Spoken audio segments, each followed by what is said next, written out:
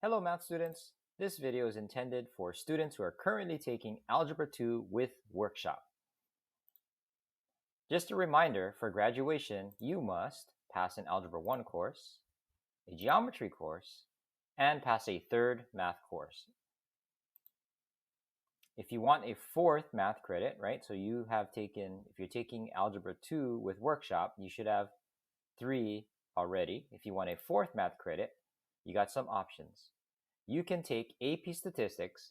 It's an AP level course that meets every other day. If you earned a C or better in Algebra 2 with Workshop, you can take this course. Students who take this course have strong English skills and are ready to work hard.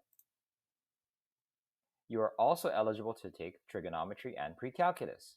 This course is 1 semester of Trigonometry and 1 semester of Pre-Calculus and meets every other day. If you earned a C or better in Algebra 2 with Workshop, you may take this course. And that course is a good preparation for college math and also helps to keep your skills sharp for the math placement test when you get to college. Another option is to take probability and statistics. It is much less rigorous than the top two choices, but it is an option for a fourth math credit. Students who like hands-on learning take this course.